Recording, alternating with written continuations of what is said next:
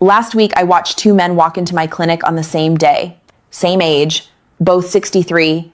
The first man walked in slowly. He gripped the door frame to steady himself. He sat down carefully like he was afraid his own body might betray him. When I asked how he was doing, he said, "Dr. Narita, I'm just getting old." The second man walked in like he owned the building. He sat down without hesitation. His eyes were sharp. His grip was firm when we shook hands. When I asked how he was doing, he smiled and said, "I'm just getting started." Same age, completely different men. And the difference between them had nothing to do with luck, nothing to do with genetics. It came down to 7 specific abilities, 7 things one man could still do, and the other had quietly stopped doing years ago. If you can still do these 7 things, you are not just surviving your 60s, you are dominating them. Here is what most men over 60 have been told directly or indirectly by the world around them. That decline is inevitable, that weakness is just what happens, that the best years are behind them, and the only job left is to manage the fall gracefully. I am here to tell you that is one of the most dangerous lies a man can believe. My name is Dr. Narita. I have spent 12 years working with men over 60 in clinical practice, and what I have seen over and over again is that age does not weaken men. Stopping does. So let us find out exactly where you stand. Right now, today, I am going to walk you through 7 abilities, 7 specific tests. As I go through each one, I want you to be completely honest with yourself. Not because this is a judgment, but because awareness, real, honest awareness, is the first step toward either protecting what you have or rebuilding what you have lost. And here is the most important thing I need you to understand before we begin. Every single one of these abilities is trainable at 60, at 70, at 80. None of them are fixed. All of them are within your control. Let us begin. Marker number 1, the rising test, your functional strength. Can you get up off the floor without using your hands? Not slowly. Not using a chair, not rolling to the side and pushing yourself up with both arms. Straight up, from sitting on the floor, using your legs alone. Try it right now if you can. Because if you can do this easily, without hesitation, you are already ahead of more than 65% of men your age. This is not a party trick. Researchers in Brazil studied over 2,000 men and women and found that the ability to get up from the floor without support is one of the strongest single predictors of how long a man will live. Not how far he can run, not how much he can lift. This one movement. Why? Because it requires leg strength, hip mobility, core stability, and balance all working together at the same time. It reveals your total functional reserve, the engine your body uses to keep you independent, active, and alive. In my 12 years working with men over 60, I have seen this test reveal more about a man's true health than almost any lab result I have ever ordered. If you struggled just now, do not panic. Start sitting on the floor every single day. Not on the couch, not on the bed, the floor. Make your body remember what it already knows how to do. Marker number 2, the walking test your heart and joint vitality. Can you still walk for 30 minutes without your joints stopping you? Not running, not hiking, walking, 30 continuous minutes. No stopping because your knees gave out, no sitting down because your hips seized, no breathlessness that forces you to the nearest bench.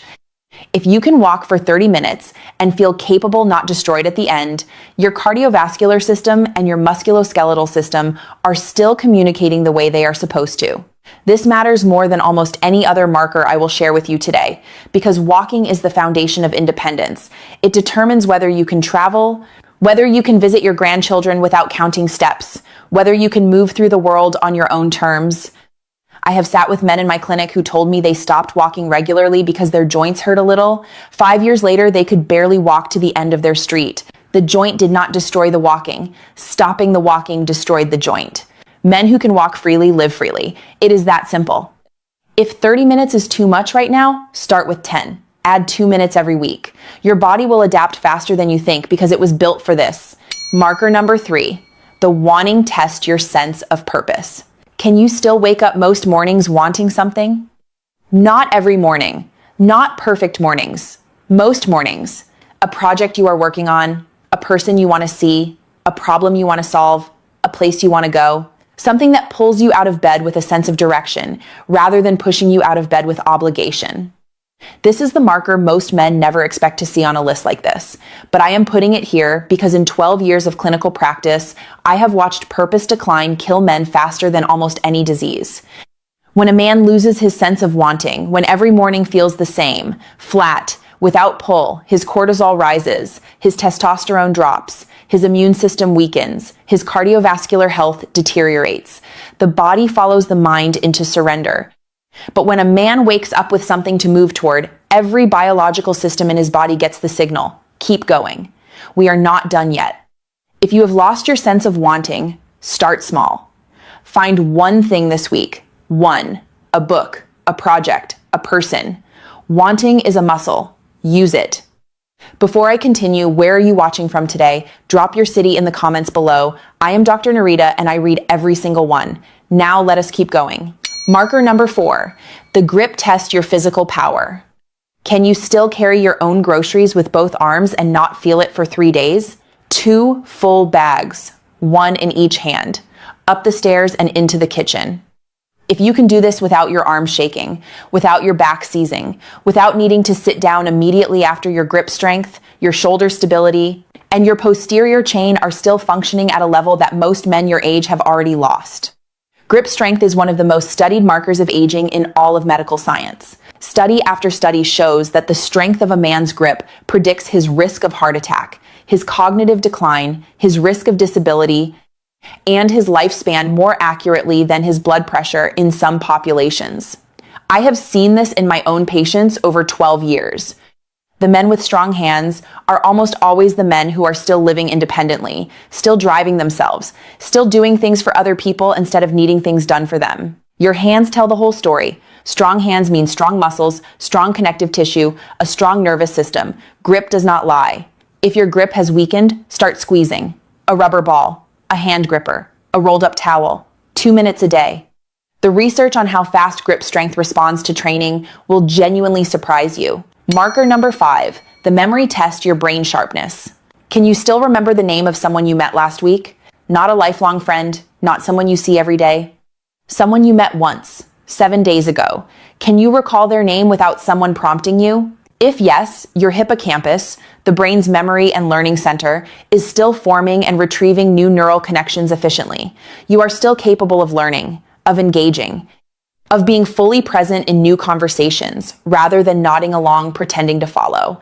Most men accept memory fog as an inevitable part of aging. It is not. And as a doctor, I want to be very clear about this. Forgetting names, misplacing things, living in a mental haze, these are symptoms, not sentences. They are signals that your brain is not getting what it needs: blood flow, sleep, stimulation, and challenge. In 12 years of practice, I have watched men recover mental sharpness they thought was gone forever, simply by moving their bodies, fixing their sleep, and giving their brain something worth thinking about. The fastest way to protect your memory is also the cheapest. Move your body every day. Learn one new thing every week. Have real conversations, not just background noise. Your brain is plastic at 60, 70, and beyond. It changes based on what you do with it. Use it like you intend to keep it. Marker number 6, the composure test your emotional strength. Can you still have a difficult conversation without shutting down or exploding? Someone challenges you, disagrees with you, disappoints you, tells you something you do not want to hear. Can you stay in the room? Can you listen without going cold? Can you speak without going nuclear? This is emotional regulation, and it is one of the most underrated markers of a strong man over 60. Many men reach their 60s carrying decades of unexpressed frustration, grief, and disappointment, and the body keeps the score. Chronic emotional suppression raises cortisol levels, damages arterial walls, disrupts sleep, and accelerates cognitive decline. A man who cannot regulate his emotions is not just difficult to be around, he is actively harming his own biology. I have had patients come to me with chest pain, high blood pressure, chronic insomnia, and when we sat down and talked, the real diagnosis was 40 years of emotions that had nowhere to go. But a man who can sit in discomfort, who can hear hard things, and respond with clarity, that man has built something most men never develop: emotional strength. And it is a genuine predictor of longevity. If this is your weak marker, start simple. When you feel reactive, breathe before you speak. 4 seconds in, 4 seconds out. It sounds small. The physiological effect is not small. Marker number 7. The presence tests your vitality and impact. Can you still make other people feel better just by being in the room?